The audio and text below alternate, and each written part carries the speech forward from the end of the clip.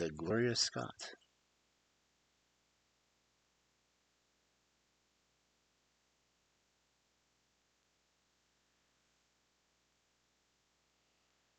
I have some papers here, said my friend Sherlock Holmes as we sat one winter's night on either side of the fire, which I really think, Watson, that it would be worth your while to glance over. These are the documents in the extraordinary case of the Gloria Scott, and this is the message which struck Justice of the Peace Trevor dead with horror when he read them. It picked from the drawer a little tarnished cylinder, and undoing the tape, he handed me a short note scrawled upon the half sheets of slate-grey paper. The supply of game from London is steadily going up, it ran. Headkeeper Hudson, we believe, has now been told to receive all orders for flypaper, and for preservation of the hen pheasant's life. As I glanced up from reading this enigmatic message, I saw Holmes chuckling at the expression upon my face. "You look a little bewildered," said he. "I cannot see how such a message as this could inspire horror. It seems to me that rather grotesque than otherwise." "Very likely, yet the fact remains that the reader, who was a fine, robust old man, was knocking clean down by it as if he had been the butt of a pistol." "You arouse my curiosity," said I. "But why did you just now say that there's particular reasons why I should study this case?" "Because it was the first in which I was ever engaged." I often endeavored to elicit from my companion which had first turned his mind in the direction of criminal research, but had never caught him before in a communicative humor. Now he sat forward in his armchair and spread out the documents upon his knees. Then he lit his pipe and sat for some time smoking and turning them over. "You never heard me talk of Victor Trevor?" he asked. "He was the only friend I made during the 2 years I was at college. I was never a very sociable fellow, Watson. Always rather fond of moping in my rooms and working out my own little methods of thought, so that I never mixed much with the men of my year. Bar fencing and boxing, I had few athletic tastes, and then my line of study was quite distinct from that of my other fellows, so that we had no points of contact at all. Trevor was the only man I knew, and that only through the accident of his bull terrier freezing upon my ankle one morning as I went down to the chapel."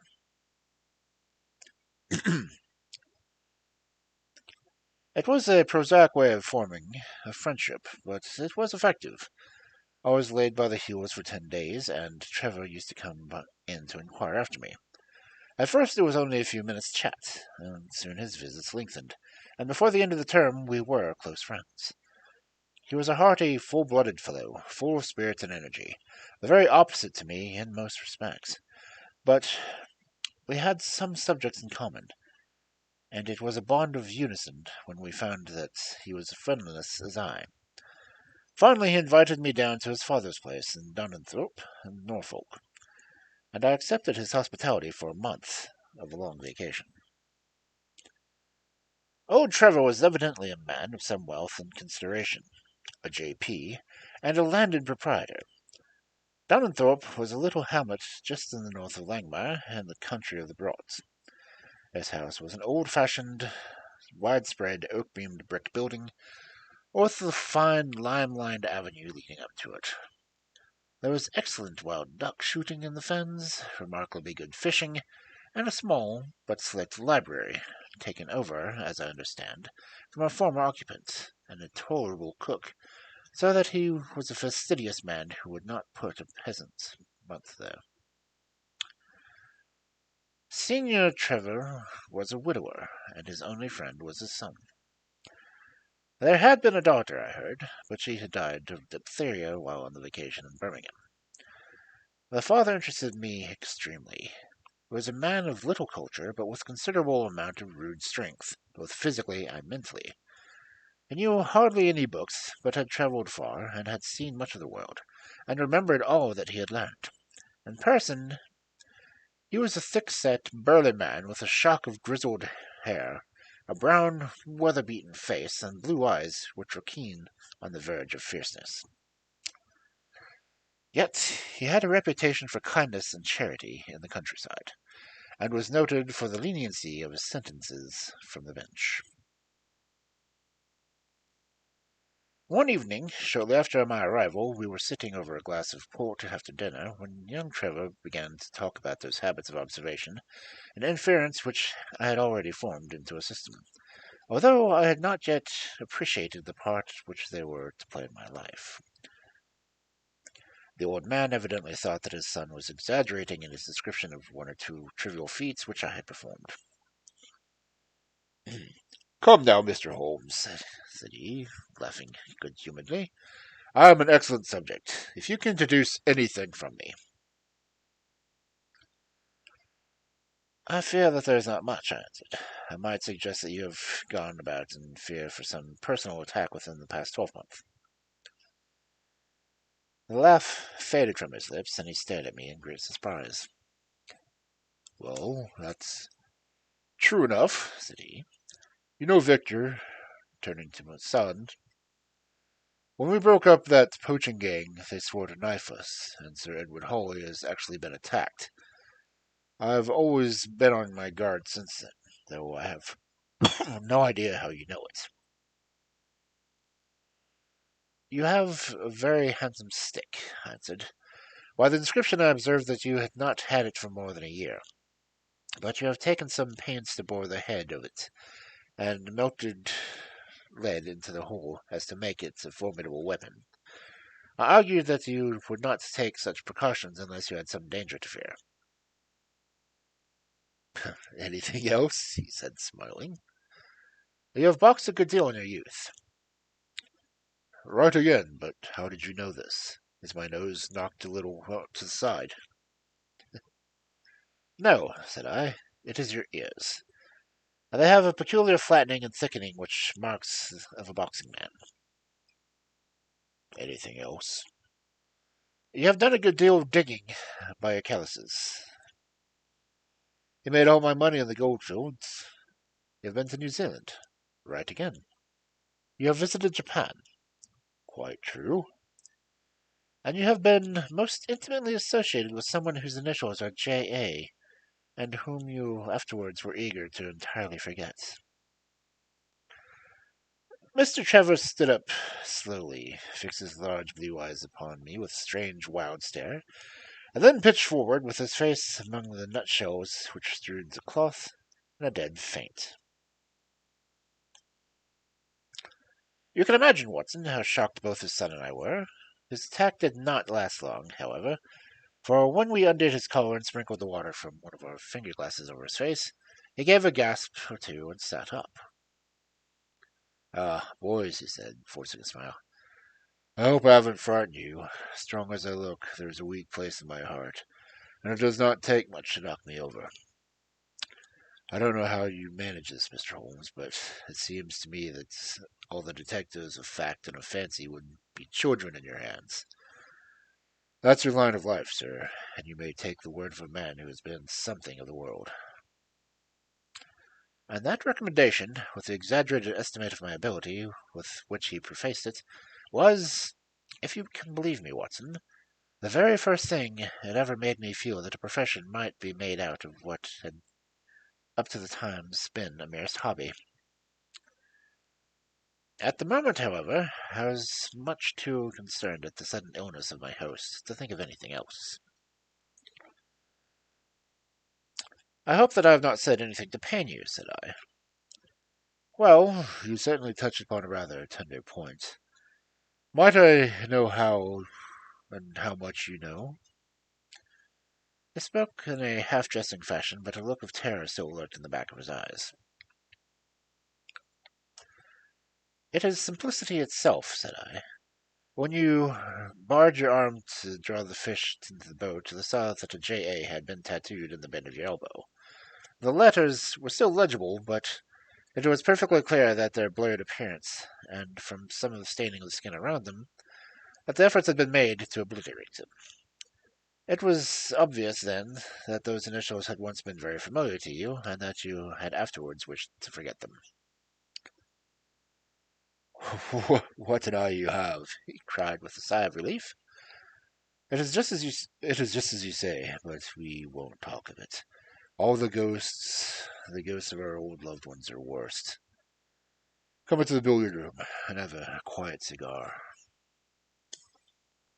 Well, from that day, amid all his cordiality, there was always a touch of suspicion in Mr. Trevor's manner towards me.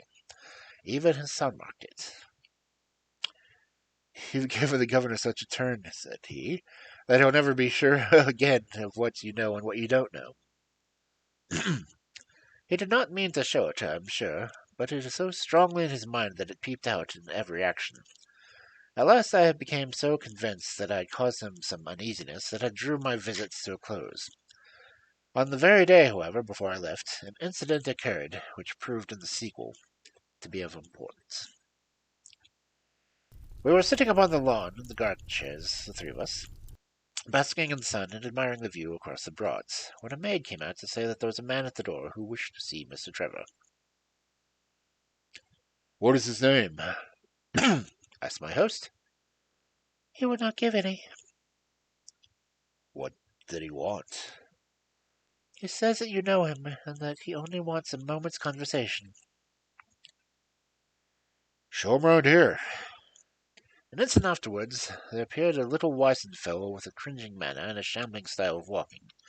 He wore an open jacket with a splotch of tar on the sleeve, a red and black check shirt, dungaree trousers, and heavy boots that were badly worn.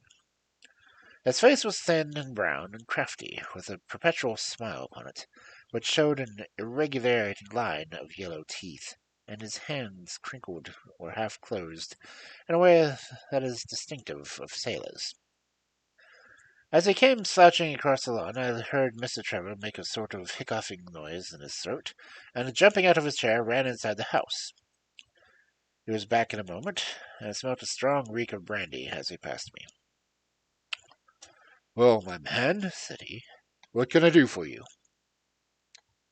The sailor, looking at him with puckered eyes and with the same loose-lipped smile upon his face. "You don't know me?"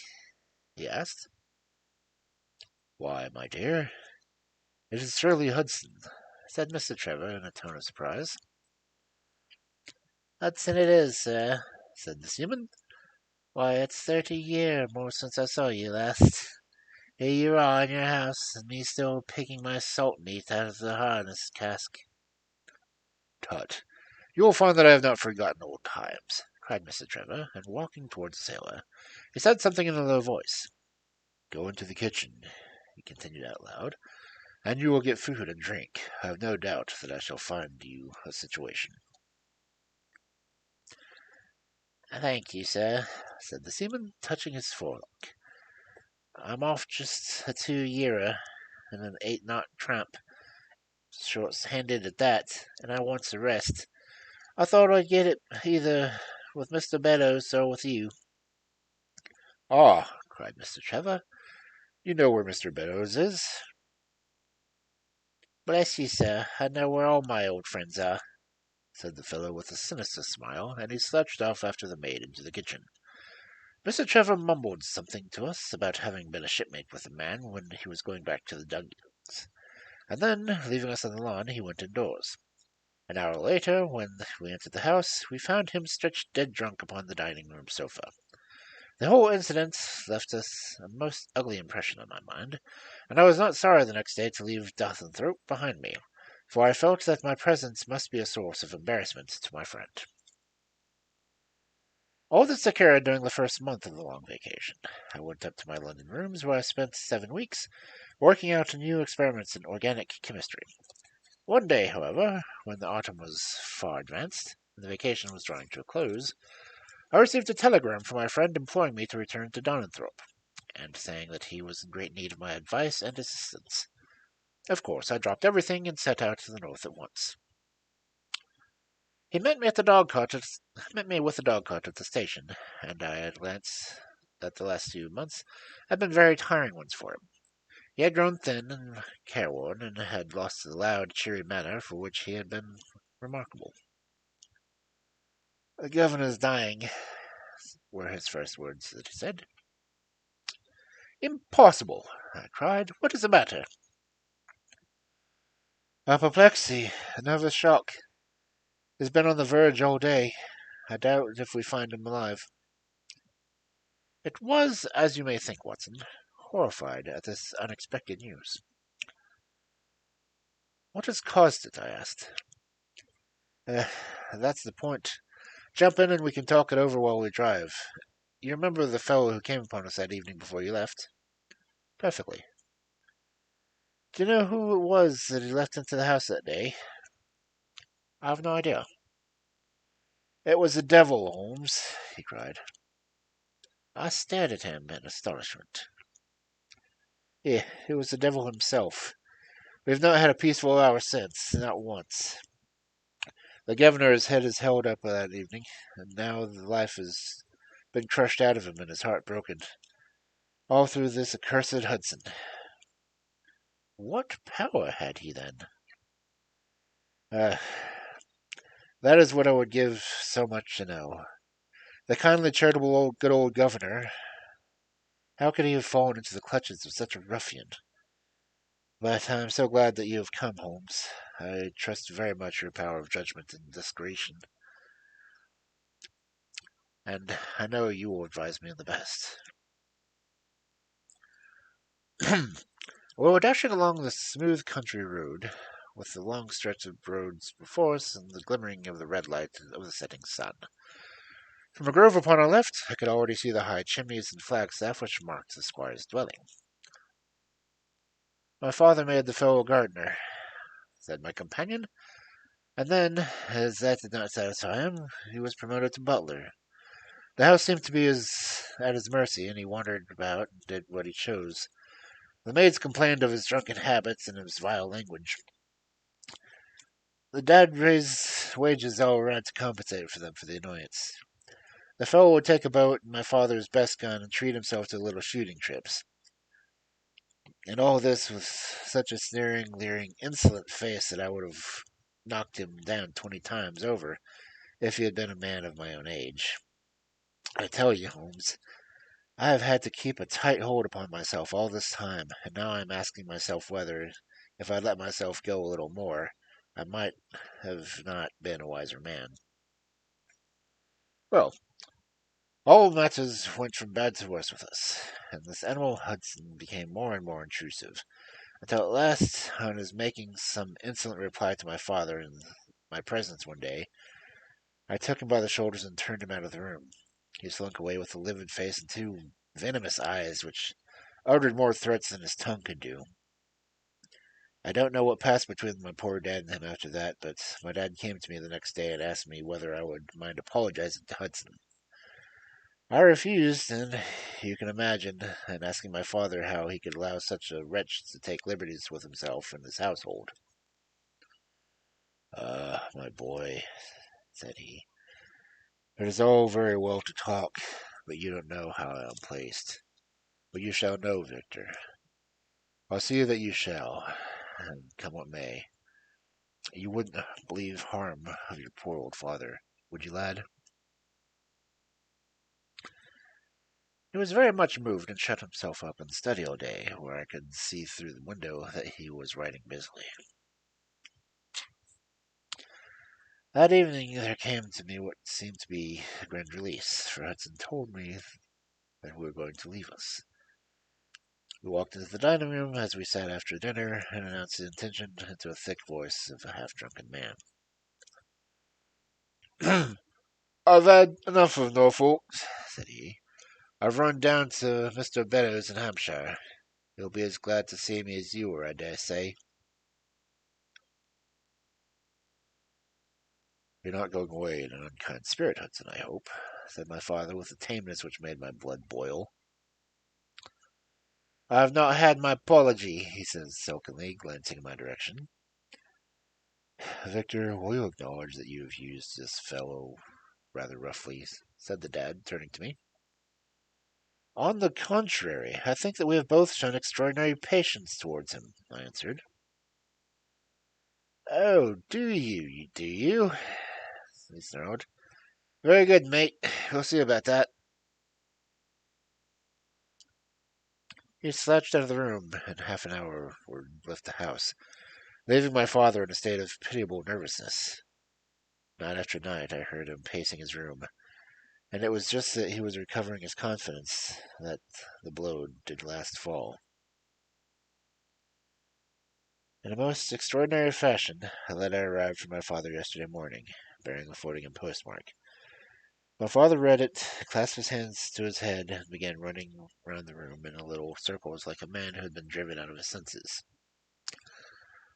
When I at last drew him down to the sofa, his mouth and eyelids were puckered to one side, and I saw that he had a stroke. Dr. Fordham came over at once. We put him to bed, but the paralysis has spread. He has shown no sign of recurring consciousness, and I think that we shall hardly find him alive. You horrify me, Trevor, I cried. What then could have been in this letter to cause a dreadful result? Nothing. There lies the inexplicable part of it. The message was absurd and trivial, and, my God, it is as I feared.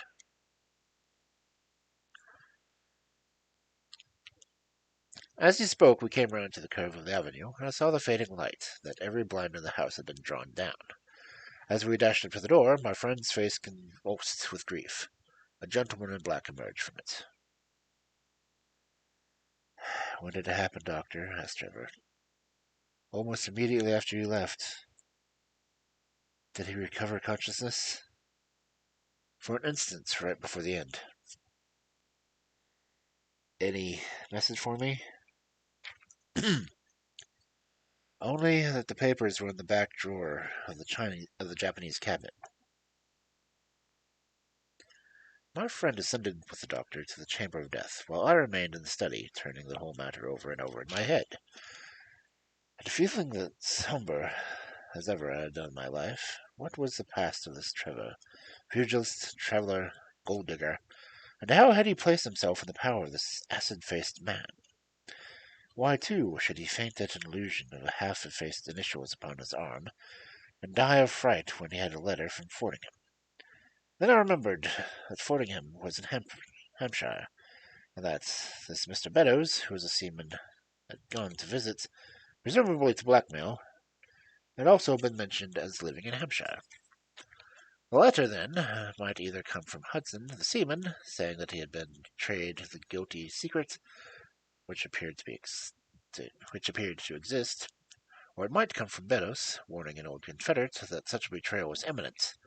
So far as it seemed enough, but then how could this letter be trivial and grotesque as described by the son? He must have misread it. If so, it must have been one of those ingenious secret codes which one thing, while they seem innocent, mean another. I must see this letter. If there was a hidden meaning to it, I was confident that I could pluck it forth. For an hour I sat pondering over it in the gloom, until at last a weeping maid brought in a lamp. Close at her heels came my friend Trevor, pale but composed, with these very papers which lie upon my knee held by this grasp. He sat down opposite me, and drew the lamp to the edge of the table, and handed me a short note scribbled, as you see, upon this single sheet of grey paper. The supply of game for London is going steadily up, it ran. Headkeeper Hudson, we believe, has been now told to receive all orders of fly-paper, and for preservation of your hen pheasant's life.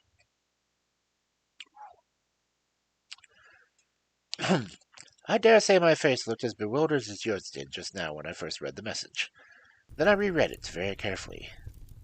It was evidently as I had thought, and some secret meaning must lie buried in the strange combination of words. Or could it be that there was a prearranged significance in such phrases as fly-paper or hen pheasant? Such a meaning would be arbitrary, and could not be deduced in any way. And yet I was loath to believe that this was the case, and the presence of this word Hudson seemed to show that the subject of the message was as I had guessed. and that it was from Belos rather than the sailor. I tried it backwards, but the combination of live pheasant's hen was not encouraging. Then I tried alternate words, but neither the of four nor supply game London promised to throw any light upon it. And then in an instant the key of the riddle was in my hands, and I saw every third word meaning with the first would give a message which might well delve old Trevor into despair. It was short and terse, the warning, as I now read it to my companion. The game is up. Hudson has told all. Fly for your life. Nice. Victor Trevor sank his face into his shaking hands. It must be that, I suppose, said he. This is worse than death, for it means disgrace as well. But what is the meaning of these headkeepers and hen pheasants? It means nothing to the message, but it might mean a good deal to us if we had no other means of discovering the sender. You see that he has begun writing, "The game is," and so on. Afterwards, he had to fill the prearranged cipher. To fill in any two words in each space, he would naturally use the first words which came to mind, and if there were so many which referred to sport among them, you may be tolerably sure that this is either an ardent shot or interested in breeding. Do you know anything of this Meadows? Why, now that you mention it, he said, I remember that my poor father used to have an invitation to him to shoot over his preserves every autumn. Then it is undoubtedly from him that the note comes, said I. It only remains for us to find out what the secret which the sailor Hudson seems to have held over the heads of these two wealthy and respected men. Alas, Holmes, I fear that it is one of sin and shame, cried my friend. But from you I shall have no secrets. Here is a statement which was drawn up by my father when he knew that the danger from Hudson had become imminent. I found it in the Japanese cabinet, and he told the doctor, Take it and read it to me, for I have neither the strength nor the courage to do it myself. These are the very papers, Watson, which he handed to me, and I will read them to you as I read them in the old study that night time. There are endorsed outside, as you see, some particulars of the voyage of the bark Gloria Scott, from her leaving Falmouth on the 8th October, 1855, to her destruction in north latitude 15 degrees 20 seconds, west long 25 degrees 14 seconds, on the November 6th.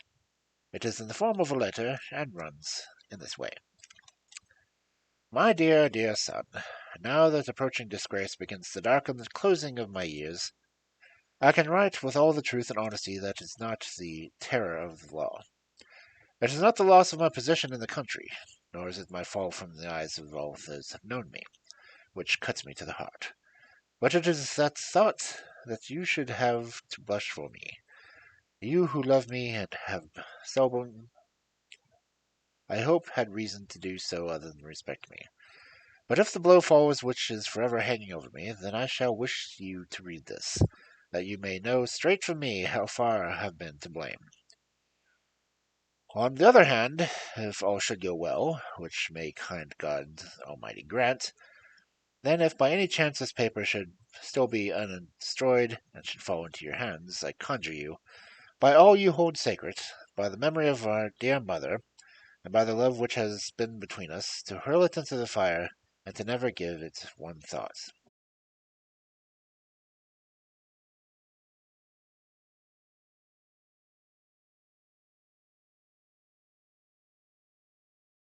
My heart is weak, be lying in my tongue sealed in death forever. In either case, the time of suppression is past. Every word which I tell you is the naked truth, and this I swear, as I hope for mercy. My name, dear lad, is not Trevor.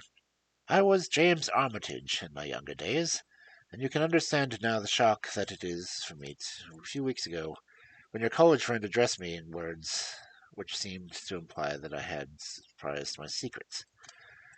As Armitage, it was I entered the London banking house, and as Armitage, I was convicted of breaking the country's laws, and was sentenced to transportation. Do not think very harshly of me, laddie. It was a debt of honour, so which I had to pay, and I used money which was not my own to do it, and the certainty that I could replace it before there could be any possibility of it being missed. But the most dreadful ill luck pursued me. The money which I had reckoned upon never came to hand, and my premature examination of accounts exposed my deficits.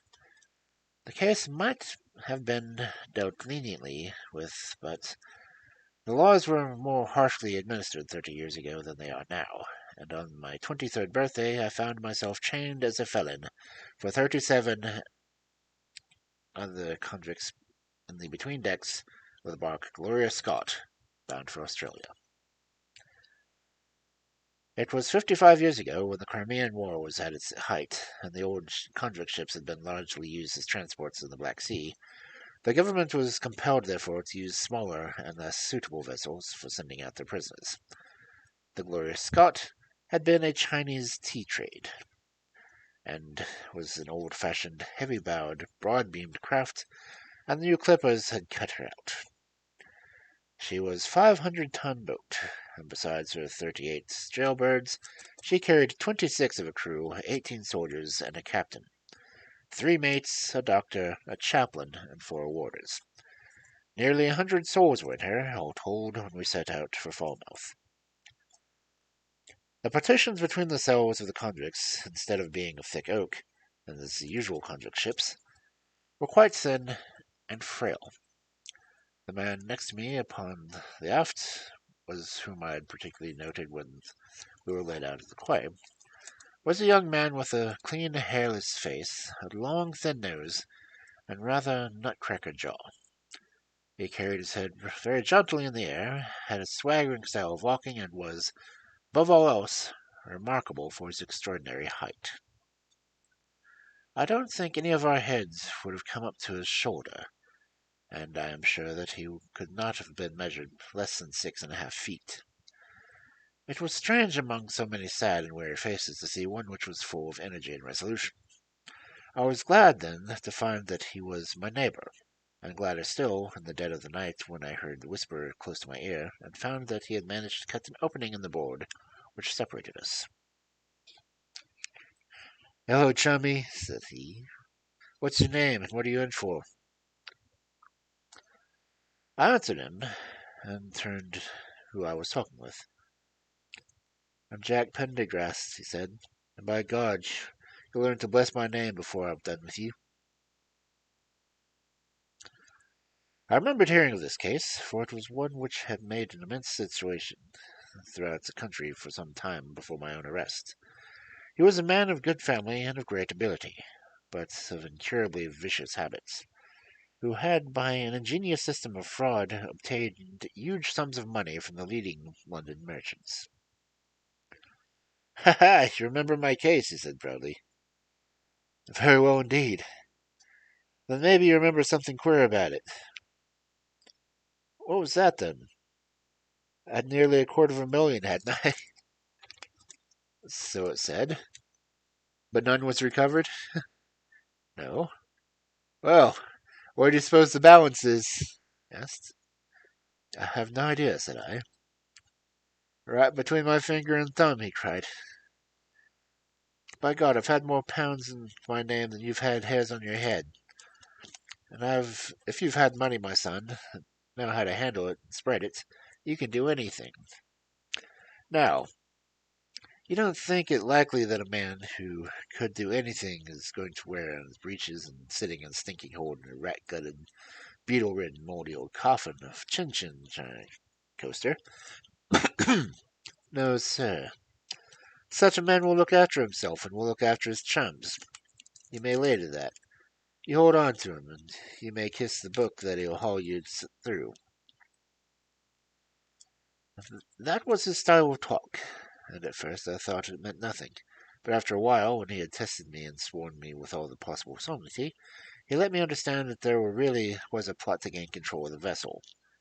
A dozen of the prisoners had hatched it before they came aboard. Prendergast was the leader, and his money was the motive power.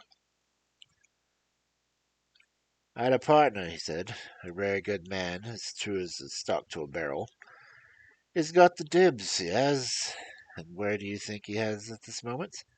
Well, he's the chaplain of this ship. The chaplain, no less. He came aboard with a black coat and his papers, right? And enough money to buy his box and things right up to the main keel haul. The crew were his, body and soul. You couldn't buy him at such a gross with a cash discount. And he did it before they ever even signed on. He's got two of the warders and the mercer, second mate, and he'd have the captain himself if he thought it was worth it. What are we to do then? I asked. What do you think? He said. We'll make the coast of some of the soldiers redder than ever the tail we did. But they're armed, I said. And so shall we be, my boy. There's a brace of pistols for every mother's son of us. And if we can't carry the ship, the crew's at our back. It's time we were all sent to young Mrs. boarding school. You speak to your mate upon the left tonight and see if he's ready to be trusted. I did so and found my other neighbor to be a young fellow in much the same position as myself, whose crime had been forgery. His name was Evans, but he afterward changed it, like myself, and he is now a rich and prosperous man in the south of England. He was ready enough to join the conspiracy, and only means by our saving ourselves. And before we had crossed the bay, there were only two of the prisoners which were not in the secret. One of these was a weak mind, and we did not dare to trust him. The other was suffering from jaundice, and could not be of any use to us. From the beginning, there was really nothing to prevent us from taking possession of the ship. Its crew were a set of ruffians, specially picked for the job. The sham chaplain came to our cells to extort us, carrying a black bag exposed to be full of tracts. And so often did he come that by the third day we each had stowed away our foot of our beds of file, a brace of pistols, and a pound of powder and 20 slugs. Two of the warders were agents of the Prendergast, and the second mate was his right-hand man. The captain and the two mates, two warders and Lieutenant Martin, his 18 soldiers, and the doctor were all that we had against us. Yet, safe as it was, we determined to neglect no precaution, and to make our attack suddenly by night. It came, however, more quickly than we expected, and in this way. One evening, about the third week after our start, the doctor had come down to see one of the prisoners, who was ill, and putting his hand down the bottom of his bunk, felt the outline of the pistols. If he had been silent, he might have blown the whole thing. But he was a nervous chap, so he gave a cry of surprise and turned so pale that the man knew what was up in an instant and seized him. He was gagged before he could give the alarm and tied down upon the bed. He had unlocked the door that led to the deck, and we were through in a rush. The two sentries were shot down, and so was the corporal who came running to see what was the matter. There were two more soldiers at the door of the stateroom, and their muskets seemed not to be loaded, for they never fired upon us, and they were shot while trying to fix their bayonets. Then we rushed to the captain's cabin, but as we pushed the door open to the other side, an explosion from within. There he lay with his brains smeared on the chart of the Atlantic, which was pinned upon the table, while the chaplain stood with a smoking pistol in his hand at the elbow. The two mates had been seized by the crew, and the whole business seemed to be settled. The stateroom was next to the cabin, and we flocked in there and flopped down on the settees, all speaking and together, for we were just mad with the feeling that we had just been freed. There were lockers all about. Wilson, the sham chaplain, knocked one of them, and piled a dozen of brown sherry. We cracked off the necks of the bottles and poured the stuff into our tumblers, and we just tossed them about in an instant. Without warning, there came a roar of muskets to our ears, and the saloon was full of smoke that we could not see across the table. When it cleared again, the place was in shambles. Wilson and the 8 others were wriggling on the top of each other on the floor, and the blood and this brown sherry on the table turned to make me sick to think of it. We're so cowed by this sight that to think that we should have been given up the job if it had not been for Prendergast, who bellowed like a bull and rushed forward the door. All that were left at his heels. Out we ran, and there on the poop deck were the lieutenant and 10 of his men. The swinging skylights above the saloon had been a bit open, and they had fired on us through the slit. We got on them before they could load, and they stood it like men. But we had the upper hand of them, and in 5 minutes it was all over. My God, there was even a slaughterhouse like that ship. Prendergast was raging like the devil, and he picked up soldiers as if they had been children and threw them overboard alive or dead. There was one sergeant that was horribly wounded and kept swimming for a surprising time until someone in mercy blew out his brains. When the fighting was over, there was nowhere left of enemies except for the warders, the mates, and the doctor. It was over them that the great quarrel arose. There were many of us who were glad enough to win back our freedom, and yet who had no wish to murder on their souls. It was one thing to knock the soldiers over with their muskets in their hands, but it was another to stand by while men were killed in cold blood. 8 of us, 5 convicts and 3 soldiers, said that we would not see it done, but there was no moving Prendergast and those who were with him. Our only chance of safety lay in making a clean job of it, said he, and he would not leave his tongue in the power of the wag of the witness box. It nearly came to our sharing the fate of the prisoners, but at last he said that if we wished, we might take the boat and go. We jumped at the offer and were already sick of the bloodthirsty doings, and we saw that there would be worse before it was done. We were given a suit of sailor togs each, a barrel of water, 2 casks, one of the junk and one of the biscuits, and a compass. Prendergast threw us a chart and told us we were shipwrecked mariners, whose ship would flounder last latitude 15 degrees and longitude 25 degrees west, then cut the painter and let us go. And now I come to the most surprising part of my story, dear son. The seamen had hauled the foreyard back during the rising, but now we were left and brought it square again. And as there was light wind from the north and east, the bark began to draw slowly away from us. Our boat lay, rising and falling, among the long, smooth rollers, and Evans and I, who were the most educated in the party, were sitting in the sheets working at our position, and planning what coast we should make for. It was a nice question, for the Cape Verdes was about 500 miles to the north of us, and the African coast was about 700 to the east. On the whole, as the wind was coming about the north, we thought that Sierra Leone might be best, and turned our head that direction. The bark being at that time nearly hull down in a starboard quarter. Suddenly, as we looked at her, we saw a dense black cloud of smoke shoot up from her, which hung like a monstrous tree upon the skyline. A few seconds later, the roar like thunder burst upon our ears, and as the smoke thinned away, there was no sign left of the glorious sky.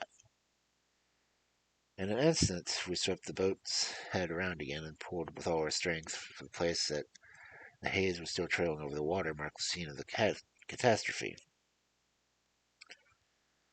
It was a long hour before we reached it, and at first we feared that we might come too late to save anyone.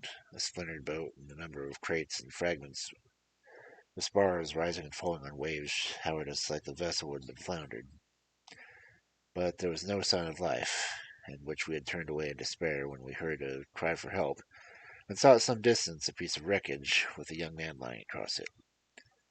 When we pulled him aboard, he proved to be a young seaman of the name of Hudson. He was burned and exhausted, and that he could give us no account of what had happened until the following morning. It seemed that after we had left, Prendergast and his gang had proceeded to put to death the 5 remaining prisoners. 2 warders had been shot and thrown overboard, and so also the 3rd mate. Prendergast then descended into the 'tween decks, and with his own hands cut the throat of the unfortunate surgeon. There only remained the 1st mate, who was a bold and active man. When he saw the convict approaching him with a bloody knife in his hand, he kicked off his bonds, which had somehow contrived to loosen, And rushing down the deck, he plunged into the afterhold. A dozen convicts, who descended with their pistols in search of him, found him with a matchbox in hand, seated between an open barrel of powder, which was one of 100 carried on the ship.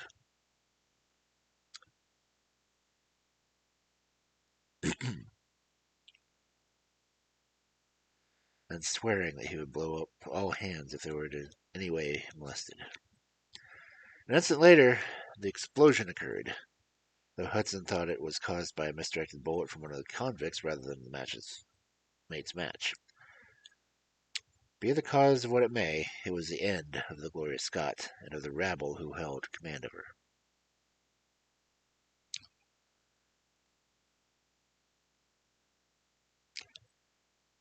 In such a few words, my dear boy, is the history of the terrible business in which I was involved.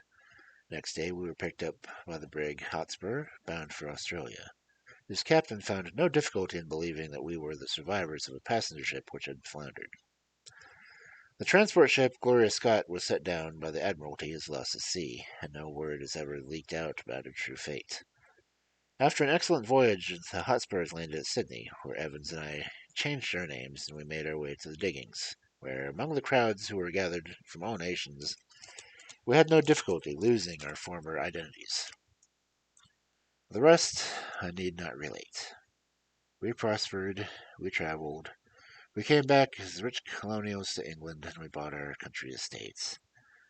For more than 20 years we have led peaceful and useful lives, and we hoped that our past was forever buried. Imagine then my feelings when the seaman who came to us recognized instantly the man who had picked off the wreck.